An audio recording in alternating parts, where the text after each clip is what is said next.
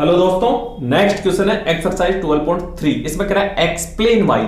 ये कोई 4 पॉइंट्स बता रखे हैं और उनका अपना को कारण बताना। दोस्तों बहुत ही अच्छा क्वेश्चन है, ध्यान से सुनना, कोई कंफ्यूजन नहीं रहेगा। क्लियर? तो इसमें कह रहा है देखो, two bodies at different temperatures T1 and T2, two bodies at different temperature T1 and T2 if brought in thermal contact do not necessarily settle to the mean temperature T1 plus T2 upon 2। Suppose करो कोई ये दो bodies है, suppose करो ये कोई दो bodies है, इसका मास m1 है, इसका मास m2 है, इसका टेम्परेचर T1 है, इसका टेम्परेचर T2 है। क्लियर? और एक बॉडी हायर टेम्परेचर पे होगी तभी तो हीट फ्लो होगी। Are you getting my point? मतलब एक कोई भी बॉडी हायर टेम्परेचर, तो मैं ये T1 ग्रेटर देन T2, तो ये बॉडी का मास T1 मास m1 है, स्पेसिफिक हीट S1 है, टेम्परेचर T1 है। इस बॉडी का मास m2 है, इस बॉडी की स्पेसिफिक हीट S2 है और टेम्परेचर T2 है। दोनों को थर्मल कांटेक्ट में लाने पर, अगर दोनों को थर्मल कांटेक्ट पे लाने पर one body at higher temperature than other body, one body a higher temperature than other body, तो heat flow from higher temperature body to lower temperature, heat flow from higher body temperature to lower body temperature, and after some time दोनों body in thermal equilibrium, after some time दोनों body thermal equilibrium में होगी और दोनों का एक common temperature suppose करो T है। क्या है? कॉमन टेम्परेचर T है। तो वो जो कॉमन टेम्परेचर T आए, तो ये कह रहा है कि not necessarily, do not necessarily to the mean temperature T1 plus T2 upon 2। उसका कारण बताना है, देखते रहो। दो बॉडी है, देखो ध्यान से सुनो। ये कोई मेरी बॉडी T1 है, बॉडी M1 है,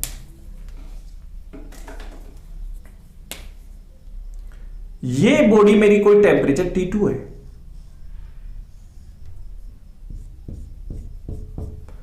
और दोनों को किस में ला रहा हूं मैं? थर्मल कॉन्टैक्ट में ला रहा हूं।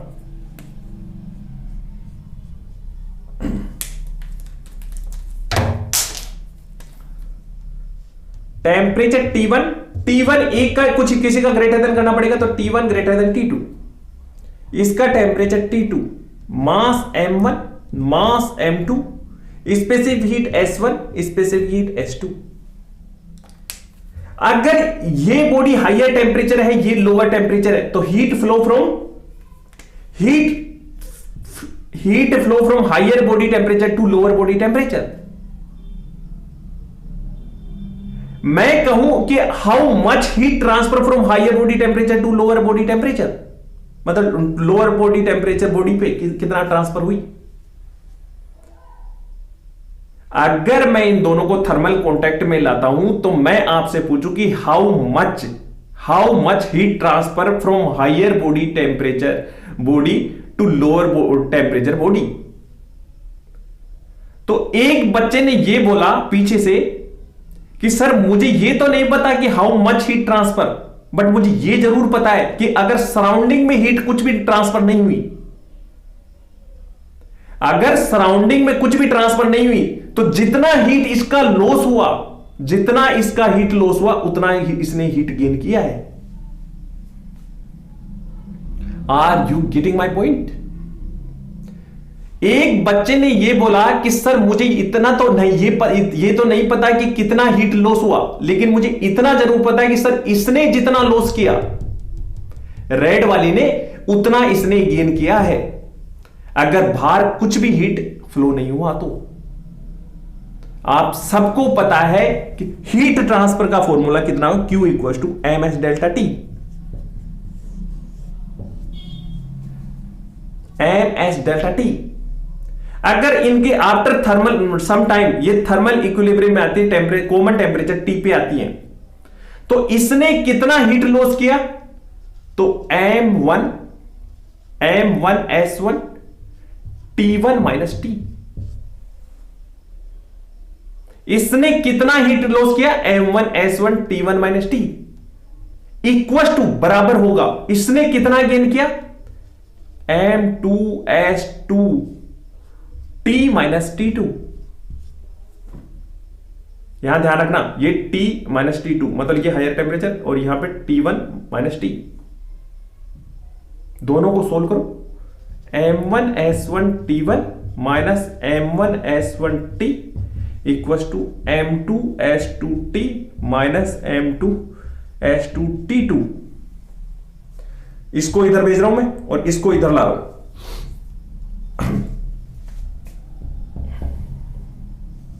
इसको इधर ला रहा हूं, देखो ना, इसको इधर नहीं, इसको इधर ला रहा हूं और इसको उधर भेज रहा हूं। M1S1 T1 M1S1 T1 और ये हो जाएगा प्लस प्लस M2S2 T2, दिख रहा ना, इक्वल्स टू, इसको इधर आया तो M2S2 T plus M1S1 T। अगर दोनों का मास बराबर है, अगर दोनों का मास बराबर है तो क्या मैं ये कर सकता हूं, M1 M2 M1,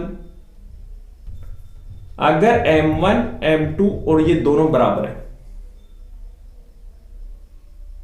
क्लियर हो, ठीक है। अब इसमें क्या करोगे, common temperature T equal to क्या होगा, ये M तो कैंसिल हो जाएगा सारे, ठीक है। अब बचा क्या, T कॉमन ले तो S1 plus S2 equal to S1 T1 plus S2 T2, तो इसको अपॉन करो तो ये आ जाएगा S1 plus S2। That is the common temperature.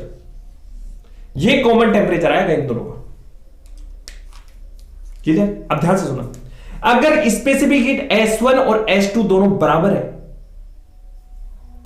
इधर लिख रहा हूं S1 S2 equal to S,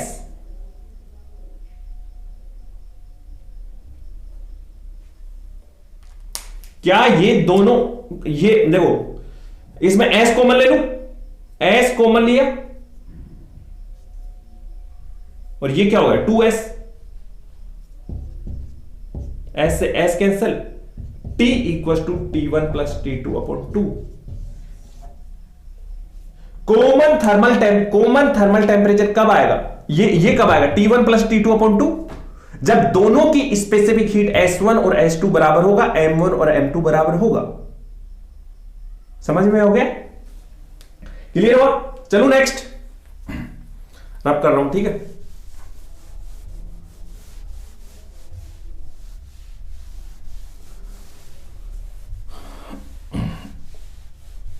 तो पहला क्या हो गया, डू नॉट नेसेसरली, अगर दोनों की स्पेसिफिक हीट बॉडी फर्स्ट और बॉडी टू की अगर स्पेसिफिक हीट कैपेसिटी दोनों की बराबर है, तब ये क्या आएगा, इस टेम्परेचर पे आएगा T1 प्लस T2 अपॉन 2 पे। नेक्स्ट देखो, कूलेंट इन ए केमिकल और nuclear plant that is the liquid to prevent the different parts of a plant from getting too hot should have high specific heat होनी चाहिए। जैसे देखो दोस्तों, अगर ये मान लो सपोज करो ये कोई बॉयलर है या कुछ भी है, ठीक है, लिक्विड टू प्रिवेंट, ये कुछ भी है, ठीक है, ये कुछ वेरी हॉट हो रहा है, क्या हो रहा है, वेरी हॉट हो रहा है, इसको ठंडा करना है तो हीट को लॉस करवाना पड़ेगा। अगर इन टू कूलेंट इन केमिकल और न्यूक्लियर प्लांट में कोई भी पार्ट है, मुझे नहीं पता कौन सा पार्ट है, लेकिन अगर उसको ठंडा करना है तो हीट का लॉस करवाना पड़ेगा ना। और हीट का लॉस कैसे करवाते हैं, मतलब जैसे मान लो ये कूलेंट लिया, इसमें ये कूलेंट रख दिया है ना। अब अगर मान लो Q इक्वल टू, ये Q हीट, जैसे मान लो इसको ज्यादा हीट हो रहा है तो मतलब ये एज्यूम करो कि 100 जूल हीट लॉस करवाना है। कितना करवाना है, 100 जूल हीट लॉस करवाना है। अगर मैं 2 कूलेंट लेता हूं, जैसे मान लो ये है ना, और कितना हीट लॉस करवाने, 100 जूल, दोनों कूलेंट का मास सेम है ना। अब ये कितना हीट लॉस हुआ, आपको सबको होता है Q इक्वल टू होता है mH डेल्टा T, और डेल्टा टी क्या है? डेल्टा टी देखो फाइनल माइनस इनिशियल टेम्परेचर, है ना। अब एक बात बताओ, दोनों का मास सेम है, क्यों? देखो 100 जूल ये फिक्स है, अगर दोनों का लिक्विड का मास सेम है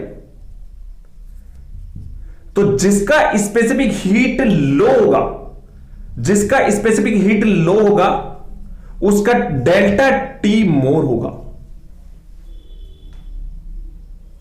मतलब ध्यान से सुनो दोस्तों, यहां से जैसे मानो कोई पार्ट्स बहुत ही हॉट हो रहा है, क्या हो रहा है? बहुत ही हॉट, यहां से हीट को लॉस हुआ, दोनों कूलेंट में लॉस हुआ, है ना।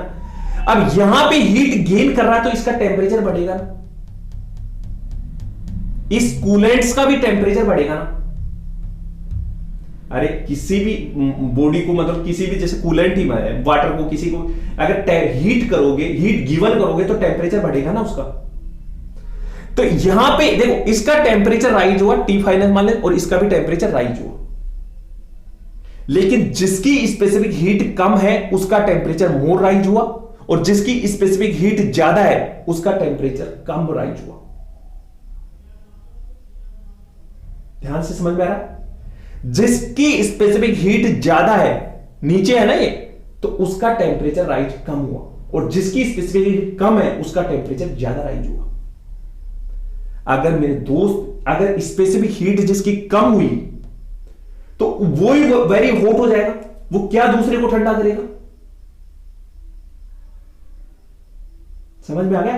तो जितनी स्पेसिफिक हीट कूलेंट की ज्यादा होगी और वो हीट क्या लेने की कैपेसिटी मोर रखेगा, नहीं जिसकी स्पेसिफिक हीट कम होगी तो वो तुरंत थोड़ी सी स्पेसिफिक हीट लेते ही वो खुद ही गर्म हो जाएगा तुरंत। समझ में आ गया? ठीक है, पार्ट 2 क्लियर हो गए। इसीलिए स्पेसिफिक हीट क्या रखते हैं? मोर रखते हैं, यानी जिसकी स्पेसिफिक हीट मोर होगी वो कैपेसिटी टू एब्जॉर्ब हीट मोर, ठीक है, और जिसकी कम होगी वो तुरंत ही टेम्परेचर डिफरेंस, टेम्परेचर राइज हो जाएगा इस कूलेंट का, फिर वो क्या हीट अप करेगा, वो क्या कूलेंट करेगा सेकंड को। ठीक है, नेक्स्ट चलो।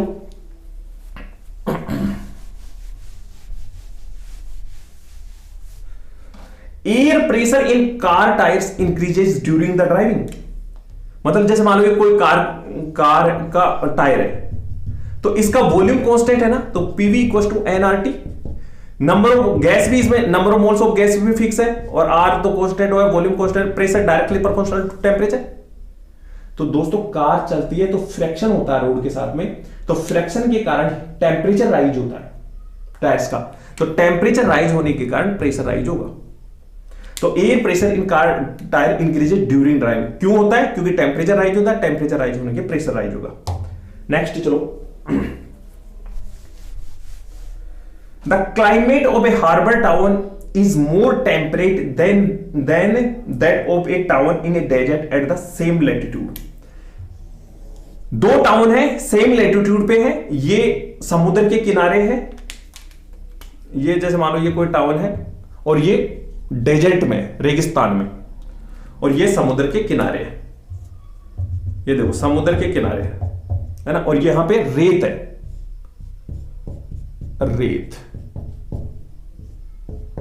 दो टाउन है, एक समुद्र के पास में है और एक रेगिस्तान के पास में। समुद्र के पास में समुद्र होने के कारण यहां इवेपोरेशन ऑफ वाटर होता है। क्या होता है? इवेपोरेशन ऑफ वाटर होता है। तो रिलेटिव ह्यूमिडिटी का मतलब ये होता है कि जैसे ये वाटर का इवेपोरेशन हो गया ना, तो जो एटमॉस्फेयर है ना उसमें वाटर की इवेपोरेशन मतलब वाटर के पार्टिकल ज्यादा होंगे, रिलेटिव ह्यूमिडिटी होती है वो। तो यहां पे जैसे वाटर के पार्टिकल्स ज्यादा रहेंगे, यहां पे रेगिस्तान में कम रहेंगे। अगर ध्यान से सुनो, अगर सन से सेम लेटीट्यूड है तो सन से फिक्स अमाउंट ऑफ हीट आएगा। जैसे मान लो सन से आया 100 जूल, यहां पे भी सेम लेटीट्यूड है तो 100 जूल आया, है ना। आप सबको पता है Q equal to M S delta T. Sand की स्पेसिफिक हीट कैपेसिटी लो होती है कंपैरिजन टू वाटर। सैंड की स्पेसिफिक हीट एस लो होती है कंपैरिजन टू वाटर। तो दोनों अगर सेम अमाउंट आया वाटर तो ये तुरंत हीटअप होगा, मतलब टेम्परेचर राइज मोर होगा ना। अगर जैसे यहां पे Q equal to 100 joule fix है, मास भी दोनों का मान लो फिक्स मान लो, ठीक है। तो जिसका स्पेसिफिक हीट लो हुआ उसका temperature delta T, T final minus T initial, उसका टेम्परेचर राइज ज्यादा होगा ना। तो यहां पे क्या होता है, रेत तुरंत गर्म होती है, और जैसे रात को हुआ, मतलब रात को वो हीट कम हुई तो तुरंत ठंडी होगी।